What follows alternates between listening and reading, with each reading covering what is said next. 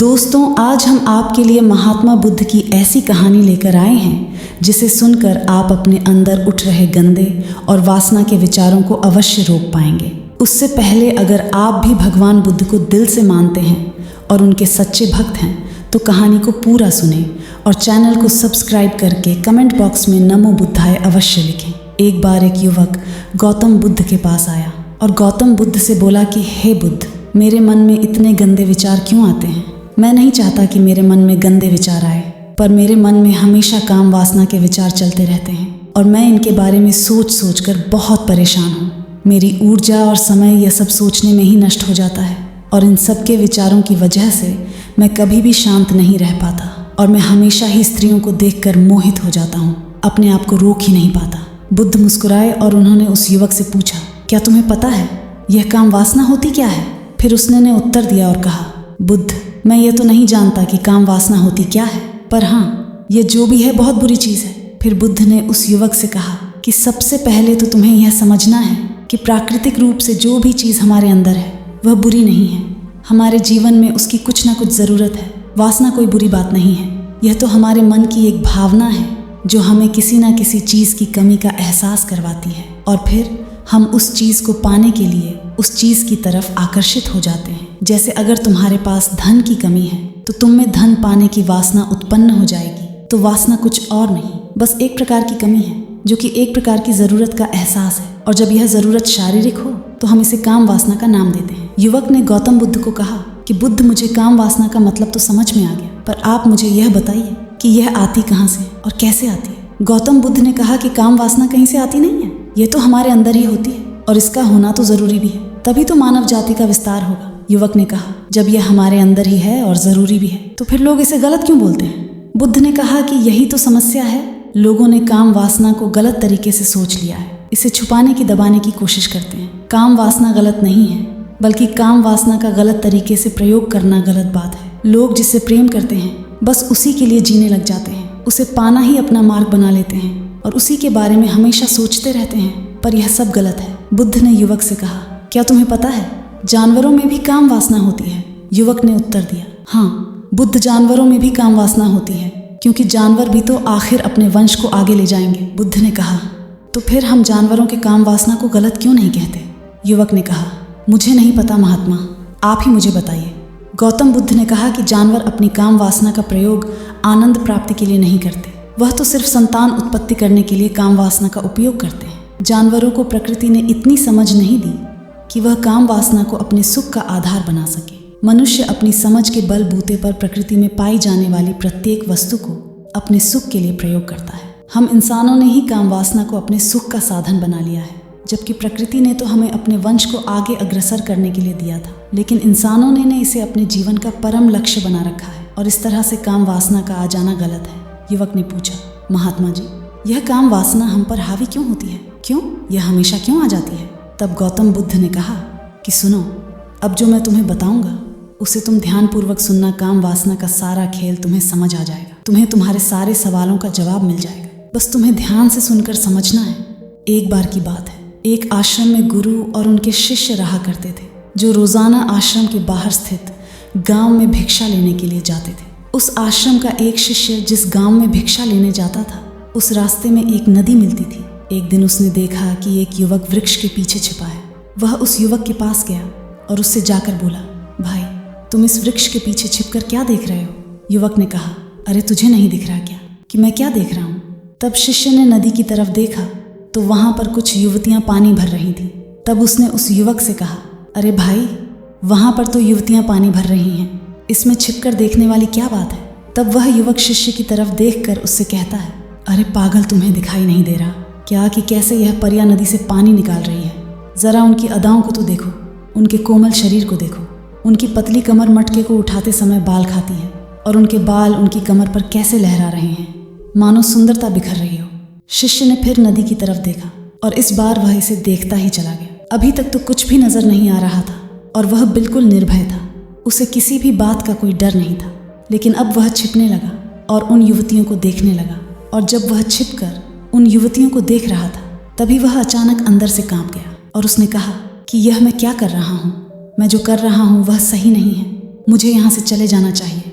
और फिर वह जल्दी से वहाँ से चला गया। वह आश्रम पहुँच जाता है। आज जाकर वह अपने कार्यों में लग गया, लेकिन जो अभी वह देख कर आया था वही उसकी आंखों के सामने बार बार आ रहा था। उसके मन में वही दृश्य चल रहा था। उसका मन वही सब कुछ देखने के लिए उतावला हो रहा था। उसका किसी भी काम में मन नहीं लग रहा था। सुबह होते ही वह जल्दी ही भिक्षा के लिए आश्रम से निकल जाता और उस नदी के पास वाले वृक्ष के पास जाता, जहाँ पर वह युवक पहले से मौजूद रहता था। उसके साथ मिलकर युवतियों को छुप छुप कर देखता था। अब वह रोज ऐसा करने लगा। यह उसके रोज का काम हो गया। अब उस शिष्य का मन किसी भी काम में नहीं लगता। वह हमेशा ही किसी न किसी प्रकार के विचार में उलझा रहता। वह आश्रम के कार्यों को भी ठीक तरीके से नहीं कर रहा था। न वह ठीक से सो पाता था, न वह ठीक से खाना खा पाता। उसका मन बेचैन सा रहता। उसका मन बार बार उन युवतियों के सौंदर्य को देखने के लिए लालायित होता रहता। जब गुरु दीक्षा देते तब भी उसका मन कहीं और विचारों में खोया रहता। गुरु ने अपने शिष्य की इन हरकतों को भांप लिया। तब एक दिन गुरु ने शिष्य को अपने पास बुलाया और कहा कि आज से मैं भी तुम्हारे साथ भिक्षा मांगने चलूंगा। तुम और मैं साथ साथ भिक्षा मांगने चलेंगे। तभी शिष्य गुरु को मना करते हुए बोला,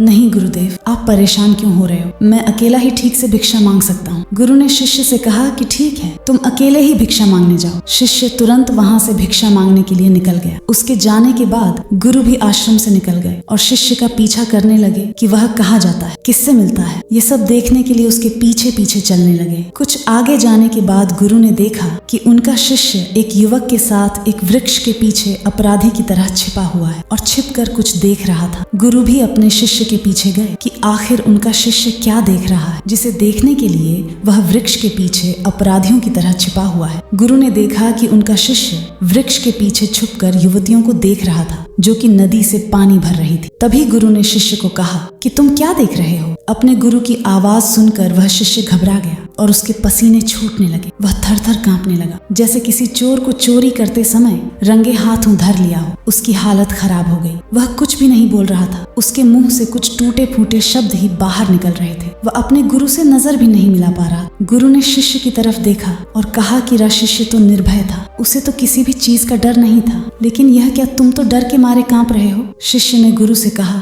कि मुझे माफ कर दो गुरुदेव, मेरा इसमें कोई दोष नहीं है। उस युवक ने मुझे बहका दिया था, लेकिन आपसे मैं वादा करता हूँ कि आज के बाद मैं ऐसा कभी दोबारा नहीं करूँ। मुझे माफ कर दो। गुरु ने शिष्य से कहा कि कोई बात नहीं, पर इस बात का तुम ध्यान रखना कि हम जैसी संगति करते हैं वैसा ही फल हमें प्राप्त होता है। उसके विचार हमारे अंदर प्रवेश करते हैं, इसीलिए अच्छी संगति कर, जिससे तुम्हारे अंदर अच्छे विचारों का प्रवेश। फिर गुरु और शिष्य आश्रम लौट आए और फिर से आश्रम के कार्यों पर ध्यान देने लगे। उसने उस रास्ते को त्याग दिया और दूसरे रास्ते से जाने लगा। वह अपने काम को ध्यान से करता, लेकिन धीरे धीरे उसके अंदर क्रोध उत्पन्न हो और फिर वह दूसरों पर क्रोध करने लगा और बेचैन रहने लगा। अब वह सही समय पर भोजन भी नहीं करता। वह भोजन भी बहुत कम खाता। एक रात गुरु शिष्य के पास आए और उसे बोले कि अब तक तुम कितनी बार अपने वादे से मुकर चुके। यह सुनकर शिष्य अपने गुरु के चरणों में गिर गया और रोने लगा। रोते रोते ही उसने गुरु से कहा कि गुरुदेव, मैं कई बार अपना वादा भूला हूँ, फिर वादा कर लेता हूँ, लेकिन हर बार मैं वादा भुला देता। मेरा मन मेरे नियंत्रण में है ही नहीं। मैं बहुत कोशिश करता हूँ कि मैं अपने मन से सारे बुरे विचारों को निकाल डालूं, लेकिन मैं चाहकर भी ऐसा नहीं कर पा रहा। फिर गुरु ने शिष्य को कहा कि चलो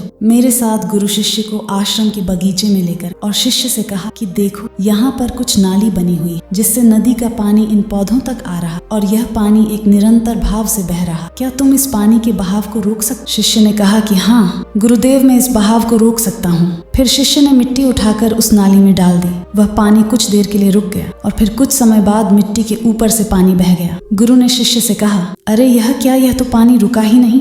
फिर शिष्य ने कुछ मट्टी पत्थर उठाकर उस नाली में डाल दिए और फिर कुछ समय के लिए पानी रुक गया, लेकिन फिर उस पत्थर के ऊपर से पानी निकल आया। फिर गुरु ने कहा कि यह क्या हुआ, पानी तो फिर से बह गया। तुम तो बोल रहे थे कि तुम इसे रोक दोगे। क्या हम किसी काम को रोकना चाहे तो क्या हम उसे रोक नहीं सकते? तब शिष्य ने कहा, कोई बात नहीं गुरुदेव, मैं इस पानी को तो आपको रोक के दिखाऊंगा। वह फिर से एक भारी सा पत्थर लेकर आया और उसे नाली पर डाल दिया और पानी रुक गया। तब गुरु से कहा कि देखा गुरुदेव, मैंने कहा था न कि पानी को मैं रोक दूंगा। मैंने पानी को रोक दिखाया, आपकी बात मैंने पूरी कर दी। गुरु मुस्कुराए और बोले, अच्छा जरा ध्यान से देखो पा, ये रुक गया। क्या वो तो पीछे की नाली से बाहर आ गया और अगल बगल से बह रहा है। और ध्यान से देखो, इस पत्थर के आगे भी आ गया और यह पानी अपना रास्ता बदलकर फिर से आगे की तरफ बह जाएगा। और फिर कुछ देर बाद ऐसा ही हुआ। फिर गुरु ने शिष्य को समझाया कि तुम्हारे साथ भी तो ऐसा ही चल रहा है। तुम बार बार प्रयास कर रहे हो, पर हर बार तुम्हारा प्रयास टूट रहा है और यह हमेशा टूटता ही रहेगा। तुम कितना भी मिट्टी पत्थर रख, लेकिन पानी तो अपना रास्ता बना ही ले। यह सब देखकर शिष्य ने गुरु से कहा कि हे गुरुदेव, क्या कोई तरीका नहीं है जिससे मैं गंदे विचारों से बाहर निकल सकूं और यह मेरे मन में आए ही नहीं। गुरु शिष्य को एक नदी के पास ले, जहाँ से उस बगीचे में पानी आ रहा। गुरु ने शिष्य से कहा, वह पानी इसी नदी से जा रहा, अगर हम यहीं से उस रास्ते को बंद कर दें जहाँ से पानी बगीचे में जा रहा है, अब क्या हम पानी को रोक नहीं सकते? शिष्य ने कहा कि हाँ गुरुदेव, अवश्य ऐसा हो सकता। मैं इस पानी को यहीं से बंद कर देता हूँ, तब आगे की नाली में पानी जाएगा ही नहीं और फिर बगीचे में पानी जाएगा ही नहीं। फिर शिष्य ने नदी से जाने वाले रास्ते को बहुत मेहनत कर पत्थर और मिट्टी डाल डालक बंद कर दी और गुरु से कहा कि गुरुदेव, मैंने पानी को बंद कर दिया, अब यह पानी बगीचे में जाएगा ही नहीं। तब गुरु ने कहा कि अगर पानी बगीचे में नहीं जाएगा तो पौधों को पानी कहाँ से मिलेगा? उन पौधों को तो पानी की आवश्यकता है और उन पौधों में कुछ पौधे तो ऐसे हैं जिनको रोज पानी की आवश्यकता है, वह तो मुरझा कर मर ही जाएंगे, उनका क्या होगा? पानी तो हमें खोलना ही होगा। शिष्य ने गुरु की बात सुनकर वापस नदी से जाने वाले पानी का रास्ता खोल दिया। तब गुरु ने शिष्य से पूछा कि अगर हम इस नदी के पूरे पानी को बगीचे की तरफ कर दें तो क्या होगा? तब शिष्य ने जवाब दिया कि गुरुदेव, वहाँ पर जितने भी पौधे हैं वह गलक नष्ट हो जाएंगे, वहाँ पर कुछ नहीं बचेगा। फिर गुरु मुस्कुराए और बोले, तुम इस बात को समझो कि हमें किसी भी चीज को रोकना नहीं है, बस हमें हमेशा संतुलन बनाए रखना है। कम पानी से भी पौधे नष्ट होते हैं और ज्यादा पानी से भी पौधे नष्ट होते हैं। हमारा जीवन संतुलन से ही चलता है। गुरु ने शिष्य से कहा कि अगर मैं तुम्हें कहूँ कि तुम आम के बारे में मत सोचो तो तुम्हारे मन में सबसे पहले किसका चित्र आएगा? शिष्य ने कहा कि गुरुदेव, मेरे मन में तो पहला चित्र आम का ही आएगा। गुरु ने कहा कि जब हम गंदे विचारों को जबरदस्ती रोकने का प्रयास करते हैं तो वह और मजबूती के साथ हमारे अंदर प्रवेश करते, हमारे अंदर उठते हैं, इसीलिए हमें उन्हें कभी भी दबाने की कोशिश नहीं करनी चाहिए। फिर गुरु ने शिष्य को समझाते हुए कहा कि हमारे गंदे विचार बुरे लोगों की संगति करने की वजह से भी आते। कई बार क्या होता है कि कामुकता हमारे अंदर होती नहीं है, लेकिन कुछ अश्लील लोगों के साथ रहने की वजह से यह हमारे अंदर हावी हो जाती है। फिर शिष्य ने कहा कि गुरुदेव, आप सही कह रहे हैं, मैं अपने मार्ग से भटक गया। फिर वह शिष्य उस रात बहुत ही चैन की नींद सोया। सुबह अपने कार्यों को पूरे मन से किया और फिर सुबह वह भिक्षा लेने के लिए उसी रास्ते से गया जहाँ वह युवक आज भी वृक्ष के पीछे छुपकर उन युवतियों को देख रहा था। वह शिष्य नदी पर गया जहाँ वह युवतियां पानी भर रही थी। उसने उनसे पानी मांगा, उनमें से एक ने उसे पानी पिलाया और उस सन्यासी शिष्य के चरण छू। शिष्य ने उसे आशीर्वाद दिया कि तुम्हारा कल्याण हो। उसका मन सकारात्मक ऊर्जा से भर गया। उसके चेहरे पर मुस्कान आ गई थी, जैसे कि उसे कुछ खोया हुआ वापस मिल गया हो। वह वापस अपने रास्ते से जाने लगा। तभी पीछे से वह युवक आ गया जो वृक्ष के पीछे छुपा हुआ था। वह शिष्य के पास आया और बोला कि क्या बात है, आज तो तुमने नजदीक से दर्शन कर लिए, तुम तो मुझसे भी आगे निकले। तब शिष्य ने कहा कि हम हमेशा दूसरे के दर्शन करने में ही व्यस्त रहते हैं, अपने दर्शन कर ही नहीं पाते। तुम कब तक इस वृक्ष के पीछे छुपते रहोगे? किसी को पसंद कर लो, उससे बोल दो, अगर वह भी तुम्हें पसंद करती है तो शादी कर लो और उससे पहले तुम कुछ बन जाओ, अपने आप को पहचान लो, ऐसे अपना समय बर्बाद मत करो। फिर वह युवक रोज उससे मिलने लगा और उस युवक ने नदी पर जाना त्याग दिया और फिर वह युवक अपने जीवन में कुछ बनने के लिए संघर्ष करने लगा। तो तुमने देखा संगति का असर क्या होता है। अपनी संगति बदलो, अपने विचार बदलो। बुद्ध ने युवक से पूछा कि क्या तुम्हें तुम्हारे सारे सवालों का जवाब मिल गया? तब युवक ने कहा कि हाँ महात्मा जी, आपका बहुत बहुत धन्यवाद। तब गौतम बुद्ध ने युवक से कहा कि जब तुम्हारे मन में गंदे विचार आए तब आप अपने आप को दोषी मत मानो, केवल उन विचारों में संतुलन बनाने का प्रयास करो और अपने आप को पहचानो। धन्यवाद।